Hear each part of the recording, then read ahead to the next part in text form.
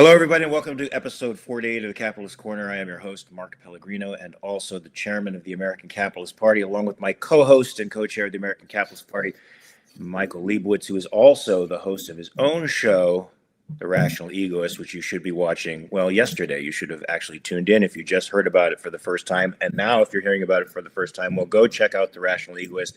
He's got great content. It's content that needs to spread all throughout the world so that the world will be a better place. You got some interesting shows coming up, Michael?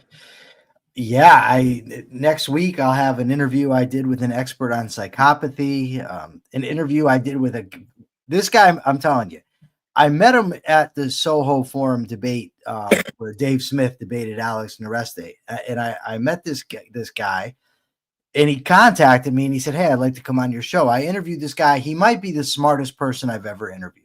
Really? It was a pleasant surprise. Very bright, not somebody that I say, "Oh, I agree with everything the guy says."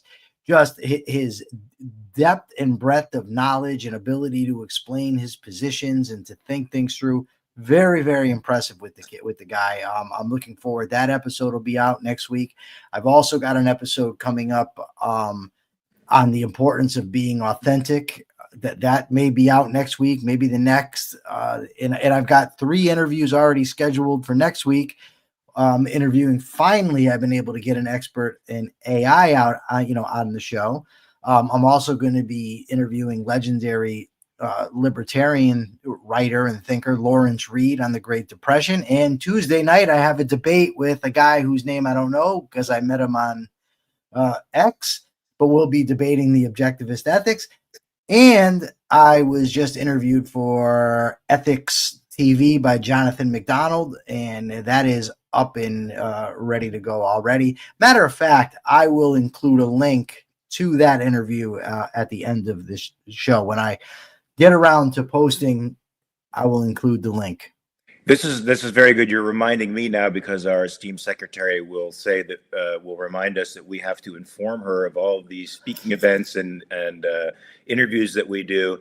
I have one coming up as well with that show on Thursday at 3:30. So Ariana, I forgot to email you about this. Yes. I did too. You do not want the wrath of Ariana down on you. She is tough cookie, and thank God she's our secretary. She's the glue. She is. I just forget. Like I forget 1 minute. I still haven't written on the board the interviews I have. How old are you? Who? How old are you? 26. And you're already at that stage. No, okay. I'm 48. I'm almost 49. I'll be 49 in August. Hey, it's just there's so much going on. I forget. Whoa, here, I multitask too, and the male brain is not really equipped to multitask. My wife can do 60 things at the same time. I can't. I can focus on one thing at a time. Look. I wanted, before we go on with our chit chat, I want to say hello to all of the people who are in the chat today and listening to us live. Welcome. Remember to hit the like and subscribe button. Kaya, I hope you are actually taking my jiu-jitsu advice. Thank you for sending me videos. And I hope you're going to beat the crap out of that 3-stripe blue belt soon with some of the advice I'm giving you. I definitely want to go to your academy and give that guy a tune-up. He's really bugging me. I hate men who are in color belts, and even a high-ranking color belt like a 3rd-stripe blue belt, who beat up on girls. Especially white belt girls. Like she's just learning jiu-jitsu, and this guy, I mean, he's wedging I saw the video, he's wedging his elbow under her head.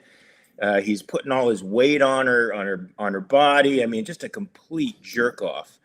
And you can hear the teacher in the background, like trying to tell him to calm down a little bit, and he's not chill at all. So he definitely needs a tune-up. He should come into John Jock. I hope if I can't get out there to Oklahoma, he's got to come into John Jock, and anybody on the mat, pretty much anybody, will tune that guy up.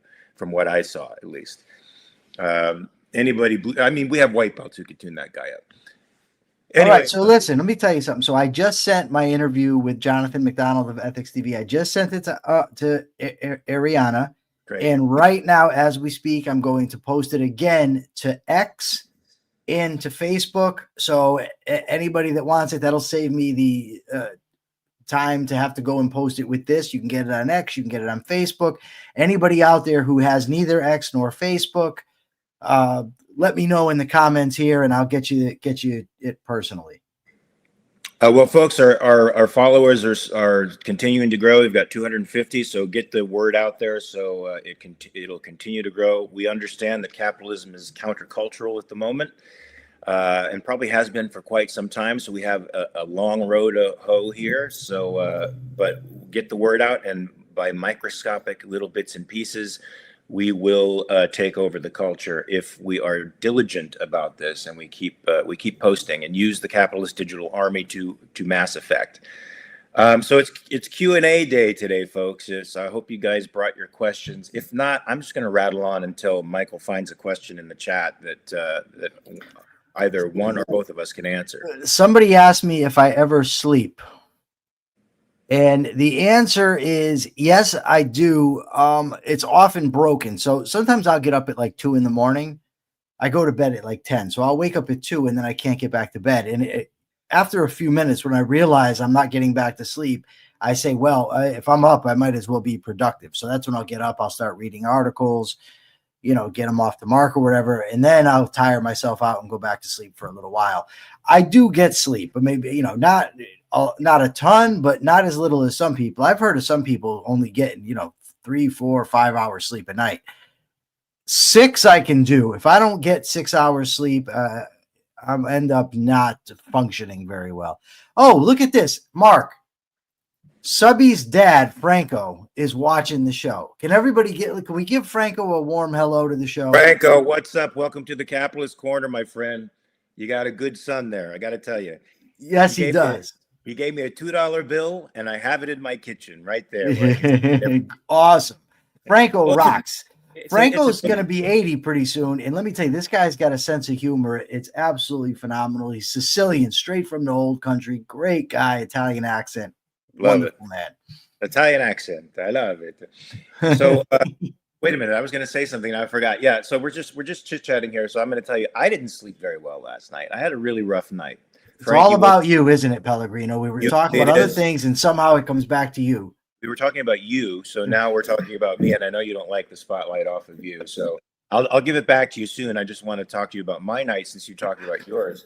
Frankie woke me up at 1 a.m, very restless because he's got dementia, so he'll turn around in a circle for about an hour before he finally settles down, and I couldn't get back to sleep.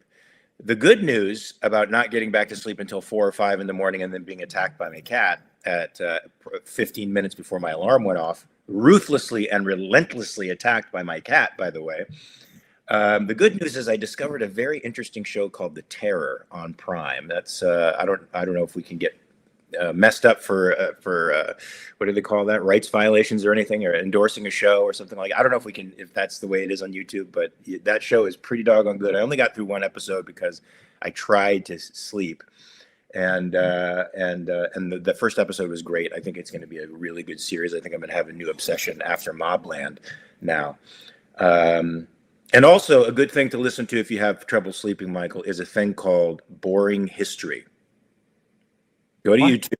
Yeah, if you're having trouble sleeping, go to Boring History on YouTube and click on something. It could be, what Roman's junk food was like. And it'll be 2.5 hours of boring history, and you will go to sleep.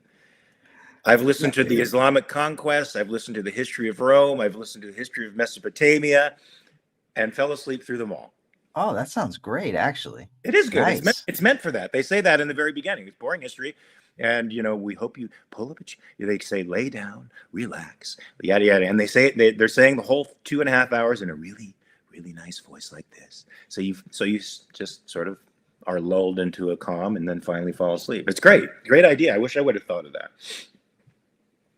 So anyway, folks, so that what's been making headlines is the feud between Elon Musk and Donald Trump. I mean, Donald Trump had the Chancellor of Germany over for a press conference, and during the press conference, the major topic of conversation was the feud with Elon Musk. And you look like you just discovered something. What's the deal? It's actually from Rock the Rockstar Chartrand says, if Elon Musk was president, what would you predict he does, bad or worse than Trump? I actually think, and obviously pure speculation, I think it would be very similar to Trump. He strikes me as a very impulsive guy that, he's earned a lot of money, so he thinks he knows better than everybody else. He doesn't seem to have patience for bureaucracies and going through the checks and balances system. So I think he would try to force things through. So I think it would be very, very similar to Trump. I don't think it would be very principled. There might be some differences along the edges. I don't think that Elon's a big tariff guy, for instance. That that's Trump's one true obsession is tariffs. But by and large, I think it would be very, very similar. Elon seems to love the spotlight. He loves to troll. He loves the crowd. He plays to the crowd, much like Trump does. So I think it would be very, very similar. I agree and disagree, if that's possible. I think he would cut more. I think he recognizes that there should be a lot more cuts to the budget, and I think he would attempt to make that go through Congress. I don't know. He said he would find $2 trillion, and that turned into 176. Yeah, but he was pressured by the executive to do that. I mean, there's always going to be pressure. But Trump said, and he's in Trump's administration, and Trump said, not a chainsaw, a scalpel, and so he went along with that. I think that was a bad decision on his part, and of course, impulsive cutting and cutting programs out from under people who need to be weaned off of them is sort of stupid. You need, it took 100 or so years to build up this regulatory state labyrinth and monolith that we have, folks, and some people are. At least 50% of the population is somewhat dependent on this government, and they're parasitizing us through the government, and we them. It's just a situation in which the regulatory state sets us all up as abusers and abusees simultaneously. So you have to cut it down rather slowly, but you have to make definitive cuts for sure. 10 to 15% off of everything, and refuse to create any new regulations going forward. Even though new industries are being created, it's best that they don't have regulations restraining them and restraining the innovation behind them. But I do think that if he were the head of state, he would have more of an incentive to actually follow through on his promises with people. Trump doesn't care about promises to people, as we can see from all of his. I don't think Musk does either. You may be right. You may be right. I just think they differ in that essential, which I think would be better for the American people. In that he would cut things, except his own subsidies. At that. But anyway, this has been huge news, folks. The feud between the two of them has exposed a lot. It's exposed to me a lot of what matters in a regulatory state is power. Political power primarily. It's not about what's best economically, what best advances the cause of liberty. It's about who has dominance over whom and who's controlling the levers of power. And whenever you have policies, we're going to talk about China a little bit later if we ever get to it. They had an economic policy. That's a scary thing, because that means the political class has a plan, and they're going to try to enact that, and political considerations are going to take precedence over economic considerations and considerations of rights. And that is precisely what is happening here. You're demonstrating the fiat power that the president has given himself to start disemboweling people like Musk. He's threatening to take away the Starlink subsidies. He's threatening. He's threatening all kinds of things to this guy, and Musk is doing sort of the same back and revealing terrible things about Trump, like he's in the Epstein files, and that's the reason. Now that says something about him too, because he knew this. He knew that Trump was in the Epstein files. I don't think he knows any such thing. Oh, really? Yeah, I thought there was actually a revelation, like actual tape footage. Of course, it wasn't. No, it wasn't. No, it's known that they were friends. He might be, in some file or something. I'm not saying he's not. I don't think that Musk is privy to any secret information. What I think is that he's just like Trump. You have a falling out with him and he goes on the attack. And all of a sudden it was, he knew that Trump was on the Epstein list. Trump saying, well, I knew Elon, he had to go along to, he was wearing thin and I already knew it. Like whenever someone criticizes Trump and he says it's a failing magazine or a failing reporter. Last time they had a falling out a few years back, Trump says, Elon was on his knees begging for subsidies, and then they're pals. And, now they're going back and forth on Twitter. That's just what they do. It's very, I got to admit to being entertained by it. Let me just put that out there. I'm a big pro wrestling fan, and that's kind of what it reminds me of. But you're talking about the most powerful man in the world and the richest man in the world having an open food fight on X. It's bad. It's and it's ultimately just so pathetic because it's just weak egos. Yep. Right? It's really terrible. Well, particularly for the president, you don't necessarily expect an entrepreneur to be a man of state, but the man of state who represents the United States of America diplomatically should rise above that kind of stuff. Us normal people, we can get in these fisticuffs and do blood sport debates and get personal in our sometimes in our back and forths with people. But the president can't do that, man. He's the president of the United States. He has to rise above it. One of the great things about George Washington, which made him arguably the best president ever, aside from maybe one or two others, was that he gave stature to the office. And this is something the American people sort of appreciate in Trump, but I can't appreciate, is his lack of stature. He's not, folks, the president shouldn't bend down to you. You have to reach up. And he has to bring a stature to the office. The first president understood that because he had enemies all around him, and we were a nascent republic. And he understood that he had to bring gravitas to the office if it was to survive the incessant warfare of the European powers and them trying to bring us into their sphere all the time. What are you laughing at now? Subby says, Mark, you're not normal. And he has a point. I mean, let's bring everything out into the open. I am not. Right? Dude, you got personalized book copies coming from Jordan Peterson. You're whipping off to Paris, laying over in Queens for the night. Yeah, you may not be Donald Trump or presidential, not normal, but you're definitely not the guy doing landscaping work either. I mean, let's keep it real. I am normal though in other ways, and Abby normal certainly as well. No, Rock the Rockstar has a question that I think is really good. I'd like you to Where's this? No, I'm paying attention. You're not. It's okay. Where is it? It must be way up. Oh yeah, we've already moved on from that. No, we didn't, because we never answered the question, and Rock the Rockstar needs to have this question answered. Although I suspect he knows the answer and could probably articulate it better than me. I don't know about better than you, though. Let's see. Is anarchism just as bad as communism, and are people who think they can form it to match their interests delusional?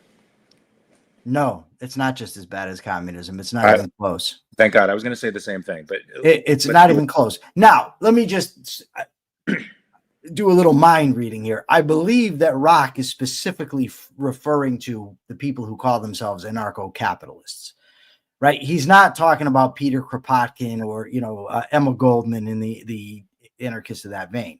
Folks who were deported to the Soviet Union. Yeah, Rock, if I'm wrong, then tell me.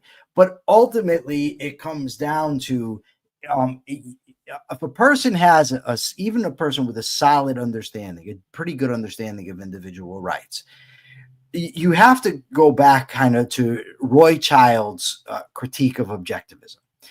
And Roy Child's argument was, look, objectivism implies anarchism.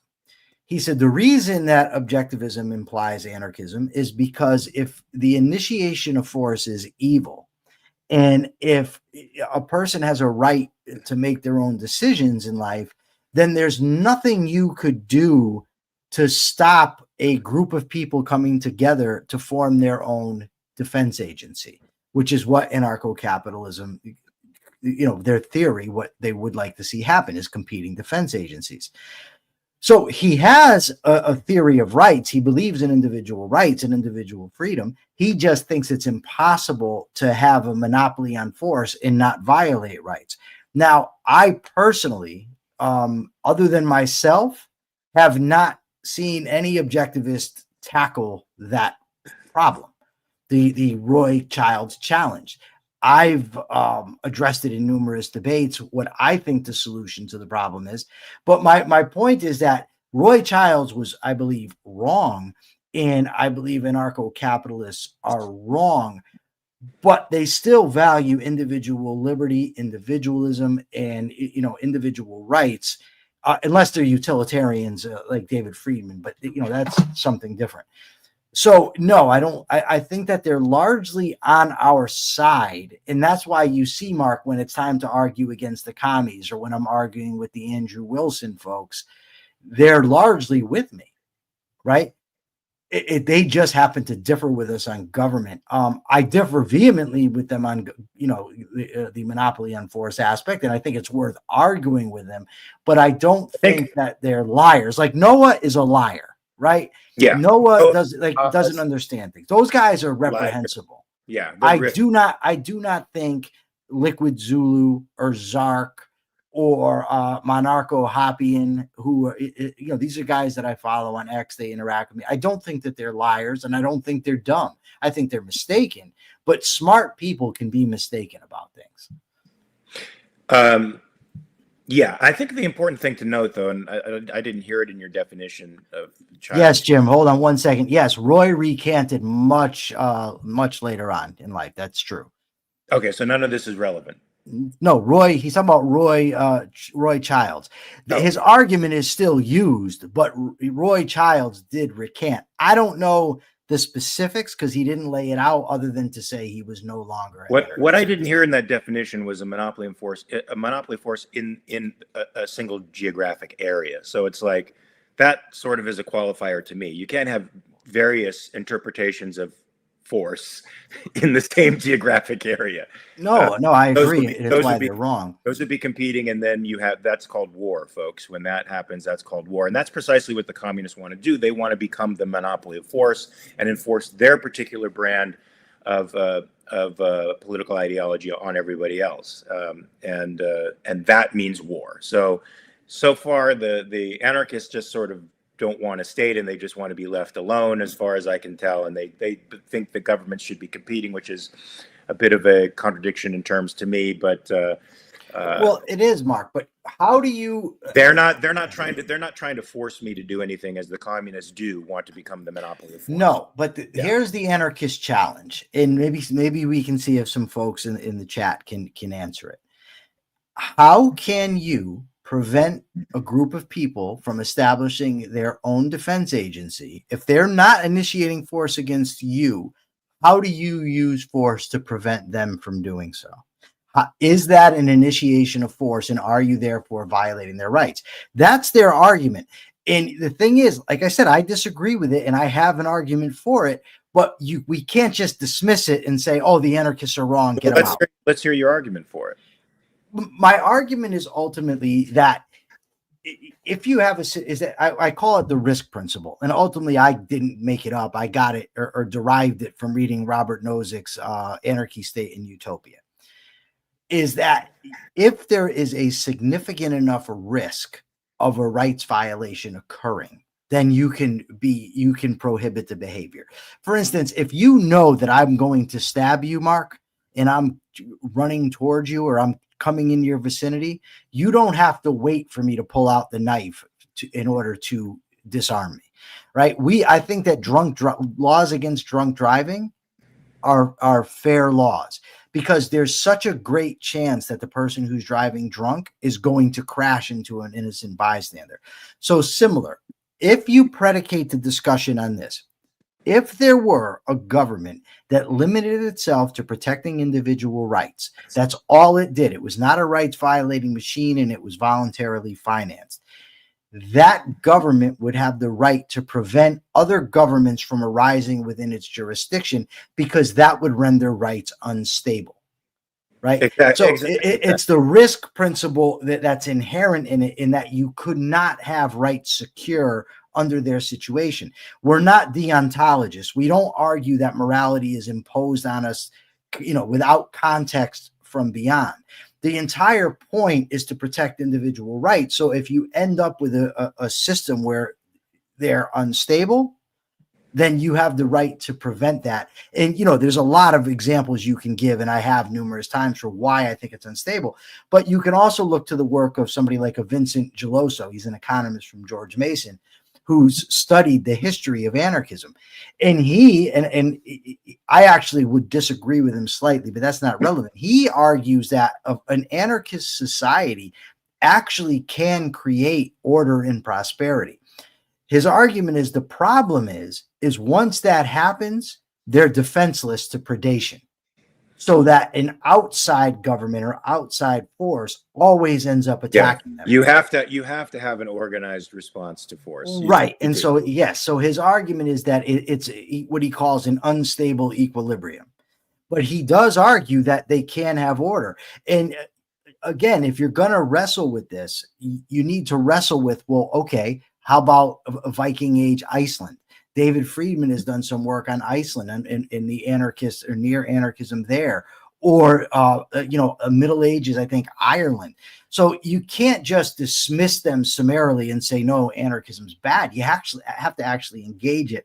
And I don't think that that they're as bad as communists, because they do want rights. Now, Jim says in the comments somewhere, we got so many different comments now, but Jim stated, in some ways libertarians are worse.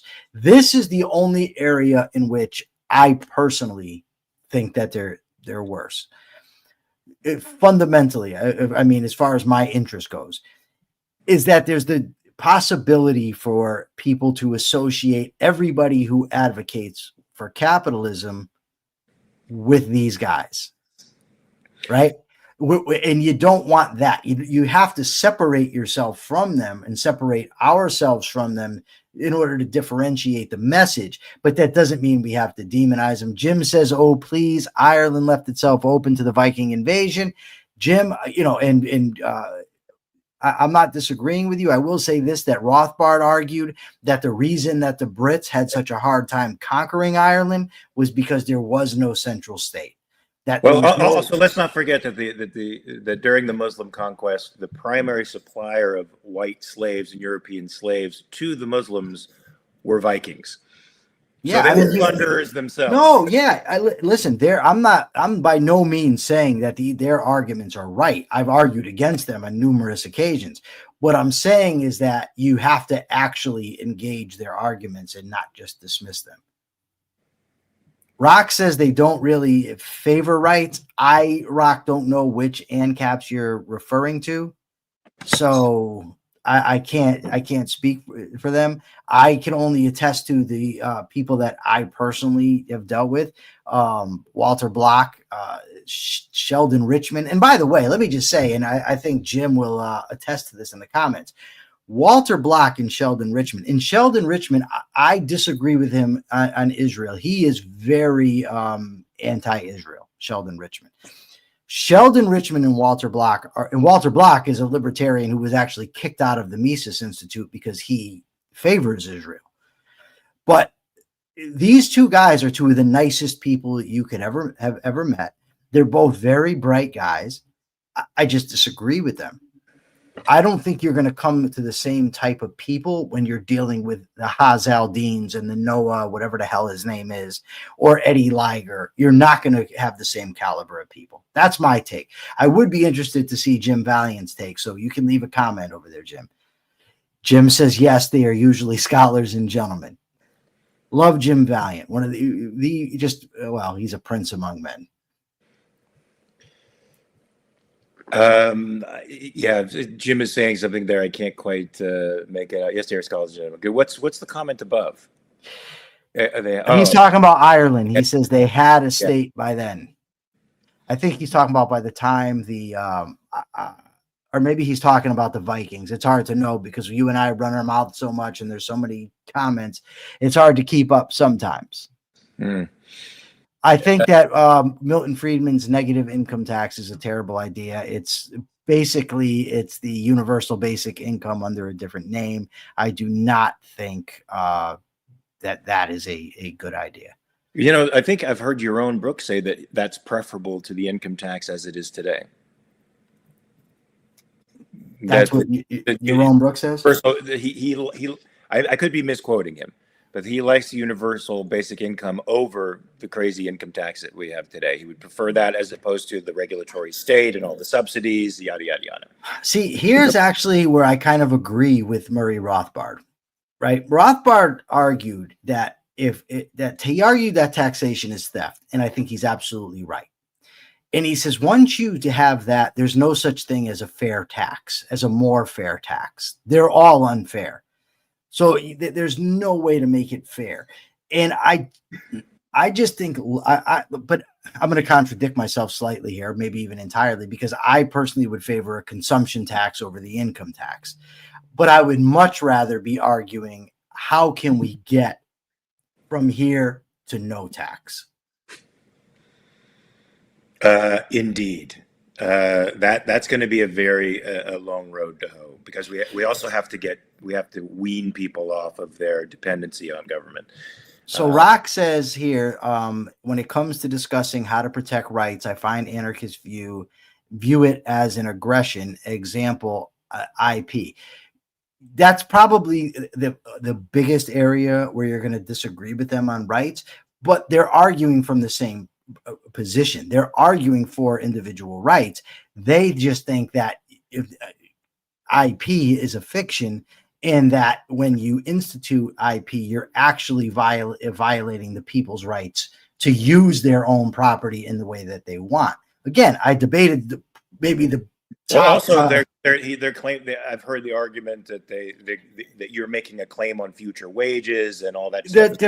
I mean, and again, I disagree with them, but you can't just dismiss them. You have to actually engage their arguments, because I mean, Stephan Kinsella, I've debated him numerous times on this issue, but he's honest. In real time, I've seen him adjust his position. He just is adamant that intellectual property are rights violations. So you have to deal with his arguments and show why it's wrong, not just assume he's wrong or he's being dishonest, because he's really not. I mean, he's not being dishonest. I think he's wrong. Yeah, Deeper with Diego says Yaron Brooks said UBI is preferable as a stepping stone. Yeah, I agree. If I didn't make that clear, then that's my bad. Yeah, it wasn't an end unto itself. It's a stepping stone to. No, you did say that, or no, you said it was. I don't remember now. But Sic Parvis Magnus says Kinsellist is not honest. Well, okay. So here's the thing, and I'm gonna you're on our side, but I'm gonna treat your claim just as I would anybody else's. If you have evidence that he's dishonest, show it to me, because I've engaged with him offline. I've debated him several times, and I've never got the sense that he's dishonest. Doesn't mean I haven't missed something. Don't get me wrong. I'm just saying that I like to see somebody and some evidence rather than just to make the accusation. So this feud between Musk and Trump is truly adolescent, and it's definitely not highlighting Trump in the best of lights. Most of his actions don't highlight him in the best of light, but any man with an ounce of introspection could see that his public comments about Musk are over the top and impulsive, and Musk should be able to see that too. But he doesn't have the halters on him that the president of the United States should have, because the president seems to be wielding the threat of his power quite a bit on the political stage domestically against enemies enemies to him are people who don't like his policies or think his policies are wrong. He's been demonstrating quite a willingness to use the power of the executive to threaten them. And this is one perfect example of how dangerous it is to invest too much power in the executive branch of the United States. And if you think that's a dangerous thing, folks, then you should invest in the American Capitalist Party. Go to it at americancapitalistparty.org, hit the donate button, become a member, receive our emails, our monthly emails. and become a member of a movement that we think can change the world. The MD20 makes a solid point here. He said the argument isn't tax, it's government spending. Eliminate what the government is allowed to do, eliminates tax by default. I actually think it's both. I think that's a very good formulation, though. It is. The problem is if you don't establish that taxation's wrong, then who cares if they're spending, right? If taxation is okay, if it's okay to take your money and give it to somebody else, then it's just a matter of, okay, well, let's not spend too much, but you're still saying it's okay to spend. So I think we have to deal with both. Sic Parvis Magna says that Stefan Kinsella hides his evasions behind ad hominems. Okay, you're not going to get me to defend his personality or the vitriol that he spews. I agree with that. I'm just talking about whether he lies or if he's honest. You're saying that he's evading. I haven't had that experience with him. I have had experience with him with the insults and with getting aggravated and spewing things. I also have a lot of experience in my life with people who have difficult personalities but are of sound character. And so I have an easier time than some to overlook the quirks of personality in favor of other attributes. I'm not saying that everybody has to do that. I'm just saying that's why I like Stefan and why I personally will deal with him. But again, yes, he engages in ad hominems. No, I haven't seen him be a liar. Okay, so Rock Chartrand is citing Jack Lloyd. I don't know of too many anarcho-capitalists, Rock, honestly, who take Jack Lloyd seriously. Like, for instance, Stefan Kinsella, after my debate with Jack Lloyd, said something like, "What is this idiot talking about?" You know what I mean? So that's part of the problem. But like, I wouldn't judge an objectivist by like if Scott Schiff was out there, I wouldn't want somebody coming along and saying, "Oh, look what objectivists believe. Here's Scott Schiff." And I'd guess that anarchists largely view Jack Lloyd in the same light. And again, I like Jack Lloyd on a personal level. I'm just giving my analysis. So it seems there's a little controversy over PBS. There was a poll done recently that a high percentage of folks consider it to be an unbiased source for news, and that the funding should continue for it while the president and the Republicans are aligned against it. Now, it doesn't seem that the president and even the Republicans are aligned against it for ideological reasons or for any pure principled reasons, but simply because PBS is clearly an arm of left-wing media that's being subsidized by folks. If it were maybe an arm of the right-wing media, perhaps they would have a better time with it. But there's not a principled application of the withdrawal of subsidies, just the fact that they are culturally on the wrong side of the tracks right now for the people who are in power. It turns out that this poll was of those who watched PBS. Yeah, PBS fans. That'd be like me going out and finding fans of mine. Do you trust Liebowitz? Yeah, the poll was, do you trust PBS as an unbiased source? But what this revealed too amongst the people who watch PBS is that this whole false dichotomy between public and private, this whole idea that something public is by nature good because it lacks self-interest, something private is by nature inherently bad because there is self-interest involved. This is absolutely, it's the opposite in a case if we're going to make generalizations about it. So what say you about this insanity? Yeah, the government has no business funding any radio stations, TV stations, media outlets.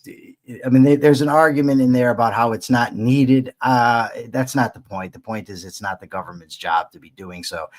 Ian Gilmore correctly points out that Scott Schiff doesn't claim to be an objectivist. He's an Ayn Rand fan. Yes, well, that's true, Ian. You're absolutely correct. So I would say substitute Sherwin Newman, who absolutely claims to be an objectivist. Mark takes off and leaves me here, and I don't know what to do next. He's got the stories. Deeper with Diego. Yes, you could be a bit of a stinker, Diego, but that's okay. Everybody can. That's fine. Okay, Mark, back to you. Why are you calling Deeper with Diego names? I didn't. He called himself a name. Well, he actually asked. It was a rhetorical question that he asked, and I'm kind of agreeing. I mean, he can be a bit of a smart ass, like a Woody Woodpecker type. Nothing wrong with that. I am too. Don Rickles is my favorite comedian. So while we're at eliminating the PBS because the government shouldn't be owning television stations or subsidizing television stations with your funds that you could use in some other resourceful way, why don't we also get rid of the FCC? Let's get rid of them. You want to get rid of the FCC? And what say They're you gone. in the chat? Should we get rid of the FCC? It was originally started, was it not, by President Roosevelt, and it was a means for him to control the narrative and to advance the New Deal.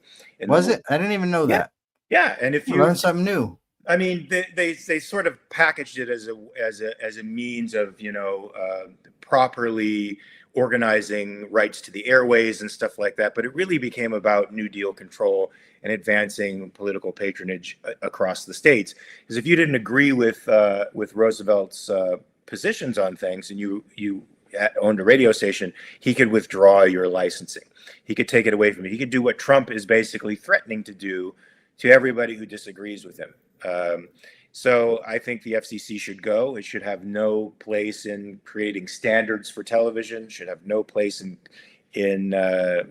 I mean, there's probably a role for dispensing property and making sure that property is defended, right? If we're talking about right to airwaves and right to stations and stuff like that, but that's it. And I don't think that has to be done under a separate department. But that's a legal question for James Valiant. I mean, would that be? It would be a certain kind of law for sure, but property defense, I guess, property rights would be all that you would be maintaining. Yeah, my bet. I think probably all of those agencies are unconstitutional. There's no reason for them to be in existence. The Constitution doesn't sanction them. Get rid of them all. Rock is back at it here. He says Dave Smith is worse than any communist, and Dave is an ANCAP. I know Michael Malice said that Dave Smith is not an anarchist stud. I don't really hear Dave. Well, somebody said Dave Smith is an anarchist stud, and Michael Malice said no. Stud does not come to mind when I think of Dave. No, but I mean, if you just look, Dave is for militarizing the border. For instance, he endorsed Donald Trump. How do you do that with competing? Well, that's yeah. So now here's the thing. I mean, he also calls Tucker Carlson a hero. So wow, I get what you're saying, Rock. When I think ANCAPs, I think Murray Rothbard, I think David Friedman, I think the Mises Institute, even Hoppe, who I disagree with and I really don't like, but nonetheless. He's there. Kinsella is another one. I don't really think in terms. I know Dave calls himself an ANCAP. The problem with doing that, though, Rock, is when you ask the question, are they worse than communists, is that I'm talking about in terms of the fundamental basis of their arguments. We could go through any ideology and find people that are jerks and that make dumb arguments. That's not really, in my view, the people by whom we should be judging. Like I said, I don't want people judging objectivism by Sherman Newman and the all the others claimed objectivists who bow at the sight of Donald Trump. They call themselves objectivists. You know what I mean? I don't really think that they're representatives. When I think of objectivists, I think Leonard Peikoff, I think Ayn Rand, and I go to their writings, but it's the same thing with ANCAPs. There's bad in every bunch, so I don't like going person by person. I don't really think it gets to the heart of it. Aaron may be calling you out there. You might want to look at Aaron's comment there at the very end. No, Aaron, no, that's not true. Communists are not for individual rights. No, he's not saying that. He's saying they all have these intentions. They all make claims to rights. No, but the problem is the Murray Rothbards of the world, right? Murray Rothbard, Sheldon Richman, Walter Block, these young kids that are on X, they are defending individual rights. They believe that the state necessarily violates them. They do think that the initiation of force is evil. Communists think it's fine. They think that the fundamental unit is the collective as a whole, that there's really no such thing as an individual. They deny the very concept of individual rights as chimerical. So yeah, they may throw around language of collectivized rights, but they don't believe in the same thing. The ANCAPs that I'm talking about do. They're wrong about the conclusions that they're drawing and where they go, but fundamentally they do believe in rights. And by the way, I think that most of them, I mean, there's a new breed out there that don't do this, but most of them start at politics, which I think is a horrible, horrible mistake, that you need an antecedent ethical system. But nevertheless, they are advocating for individual rights. Aaron is saying communists are for rights for things to be provided to them. There's a big difference. At the expense of the other.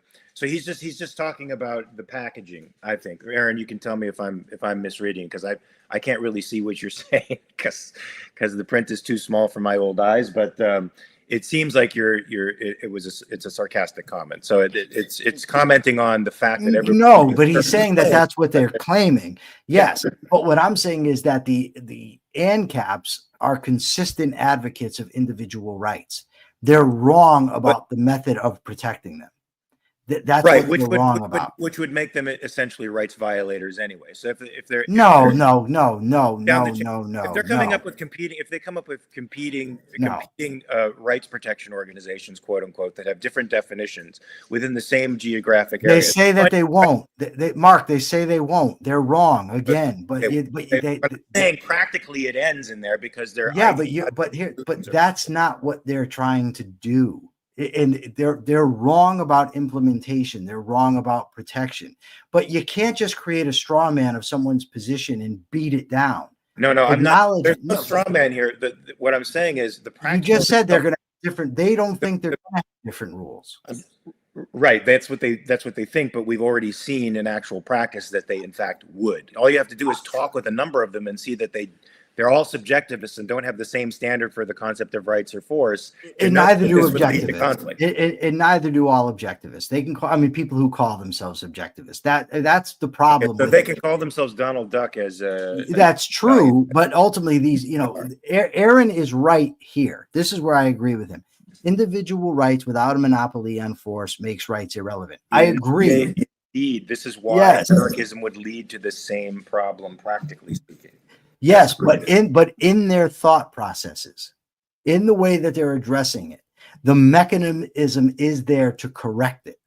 Because if you can show them that their implementation practice is not consistent with their principle of individual rights, and ethics will take them. Because they're not all argumentation ethics. Again, that's just not that allows true. for ethics. No, it doesn't.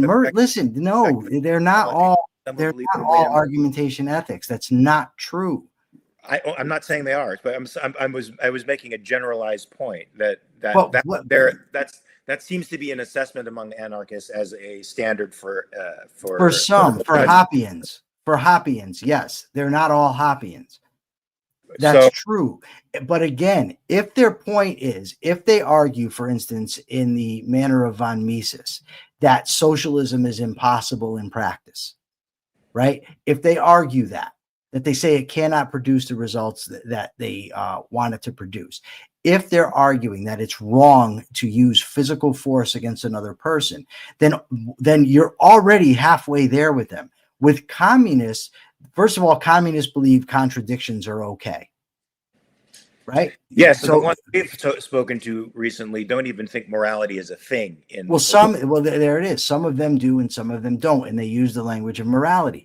And that's kind of my point: is that they don't even believe that the individual has value. They don't believe that the individual is the fundamental starting point and fundamental unit of society. Yes, indeed they don't. And you're saying because anarchists do, they can be reasoned with. I disagree. I haven't met. I've met Holden Mitrione. Ian Gilmore. Hold on, Ian Gilmore. I accept your challenge. Holden Mitrione. What are you doing? He says, name some one of these ANCAPs who has changed their minds when exposed Oh, to I a agree. direct There approach. are some. Holden Mitrione. There are some that can. That's for sure. Just as there are some communists who have now become conservative Republicans or objectivists.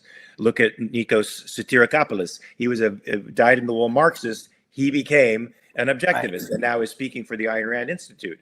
I mean, there are some people within every group that can change, but the question is, does their epistemological setup favor change or not? You say it favors change in the anarchist camp. I say it does not. Most will not change. Most cling to this idea of moral subjectivism, and it's the chink in their armor. It's the contradiction that undoes everything, just as the communists have their own contradiction. But before we get to the capitalist thought of the day, I wanted to talk about commies a little bit. Okay. I'd much rather hate the commies. The commies in China. So let's talk about China a little bit. From 1978 to 2001, when they became a member of the World Trade Organization, they started loosening up markets in China. And China became this sort of great miracle in Asia and in the world. And people were being lifted out of poverty to an unprecedented degree. In fact, I think that's one of the reasons we can say poverty was almost to the point of general extinction because of what China was doing with respect to the market. Then Xi Jinping comes to power in 2012 and starts putting a halt to that stuff. He starts increasingly using the power of the Chinese Communist Party in policymaking decisions respecting the economy of the Chinese government. And since then, they've been deleting and or hiding their economic data, because to the world they have to demonstrate that they are the fastest growing economy on earth. They have to please the constituents, such as they are in China, that they are actually providing economic well-being for them, when the opposite seems to be the case. They're in a declining GDP. They're in a real estate rut at the moment. Their currency is crashing. They're headed towards a kind of recession because they're in a transitory state economically that they may not be ready to pull off, especially with central planning. I like this story that demonstrates what's going wrong in China right now, in part because of the way the American Communist Party advertises China as, one, the biggest economy in the world, which it isn't, but two, that modernization and the future of the way economics has to be approached is with China and not with freer markets. Clearly, that's not the case. Go ahead. I just want to say that I was wrong about something. I thought that the question was, and I misunderstood Rock's question. I thought the argument was, are anarchists worse than communists? He actually asked, is anarchism just as bad as communism? And yes, I think it is. So all my arguing is for not, because I misunderstood the question. Because I'm talking about the people, but Rock actually was asking about the system. Yeah, James Valiant says something great, not to distract from beating up on commies, but libertarians miss the whole of foreign policy, not just IP, I have to agree, through loyalty to a floating abstraction. Well, I think communists are loyal to a gigantic floating abstraction as well. So what do you think about this communist China, which has been hailed as a miracle and lauded by communists around the world, and particularly in the United States, as an example of socialism working, when it's really the opposite? Yeah. First of all, their strides have come when they've loosened up markets, much like Lenin had to start the new economic program in Russia. In the Soviet Union. So once they liberalized, they have made great strides. That's true. But now it seems, and I'm not, an expert on the Chinese economy and the ins and out of their policies, but what it seems to me is that they're now falling into the problems of having a mixed economy, stagnation, unemployment, that sort of thing. Job growth or economic growth has slowed incredibly. But they're trying to hide this. Evidently, they're not doing a very good job if we're reading about it in America. But I think that the lesson there is that these mixed economies just are in many ways, I don't know, they're not just as bad as pure communism, but they're bad, right? The mixed economies are bad. What we need are rights respecting free markets. If we have that, I think will be successful. If the Chinese had it, I think they'd be successful. The mixed model just doesn't work. But the commies who are out there claiming that China is an example of communist success are just liars. I don't know how else. They can't be that dense. So I want to piggyback off this for the capitalist thought of the day. One of the things that is great about capitalism is it requires a commitment to reality, which requires honesty and integrity. You can see it in this meta story about China and the way China is failing right now and doing something that a capitalist society could not do: hide information. This is in an individual, this would be considered a type of neurosis, right? The neurotic person hides and evades information from himself and engages in neurotic activity. Now, you're a psychologist, Michael, so this is I'm not a psychologist, but I play one on this channel. That's good. So, but this is my interpretation. But it's a type of evasion and a degree of evasion where they have coping mechanisms that are not working for them. It might have worked at a particular time, but the coping mechanisms actually help them evade information that they need to confront. And confronting that information actually enables them to move forward, which should be sort of the object of a cognitive behavioral model, where you use information to adjust your thinking and to learn how to navigate what's going on with you and to cope with the past and to deal with the future appropriately. You need a commitment to reality in order to do that. Capitalism requires a commitment to reality. The entrepreneur who is successful is committed to values and committed to understanding how those values are productive and how he can exchange them with you. And to do that, he has to be committed to reality. The opposite of what you see with the Chinese Communist Party, which is evading it to appear strong, which is exactly what a neurotic individual does. Well, a neurotic society does the same thing.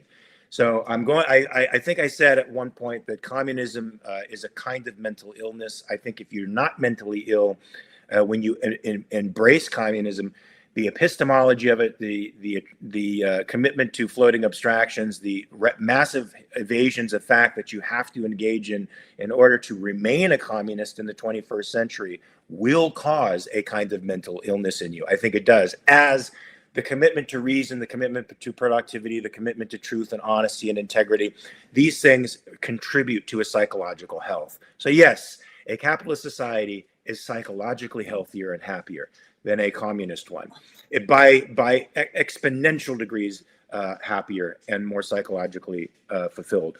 So if you want to be happy, be a capitalist, folks, and you can start that journey by going to AmericanCapitalistParty.org. Hit the donate button, become a member, get our monthly emails, and become a part of the change, folks, that we need going forward. It's not the Republicans, it's not the Democrats, it's not the commies, it's not the socialists, it's not the anarchists or libertarians, it is the capitalists, folks. Yes. Before we go, I want to just recognize two comments. Jim Valiant says libertarians are amidst the whole of foreign policy. I agree with Jim. Wait, I said that already. No, Jim says it right here. I know. I quoted him. Yeah, but I'm going to address what he said. I thought you quoted him. You weren't paying attention to me anymore. No, what I'm saying to you is that is evident. I want to agree with Jim because I didn't have a chance earlier. Jim is right, which is evidenced by how poorly Dr. Block was treated by the Mises Institute. And the MD20 says this is a great channel. He says, I dabble in objectivism, but I'm also a reparations. I think he means he's for reparations. He says, I would love to hear a discussion about what you guys feel about the history of governmental restitution. Mark, why don't we do this? Let me throw it out to you. Next Friday, while we're fielding questions, let's do a show, and so we won't have any articles. We'll come on and we'll discuss government restitution programs, like what was done in Germany after World War II, what was done with the Japanese. Yeah, well, we can have a nice discussion here next Friday. I think it's a great topic. Sure. The questions will take precedence, of course, but that will be our background topic for next Friday. Love it. Love it. All right, folks. Well, that's it for the Capitalist Corner, episode 48. Come back and visit us on Monday. Make sure you hit the like or subscribe button before you leave, but join us on Monday at 9 a.m. Pacific, 12 p.m. Eastern time. And remember, in the meantime, to check your premises. And Kaya, kick that guy's ass. Yes, please do. Until you kick that guy's ass. Thank you very much. Peace, folks.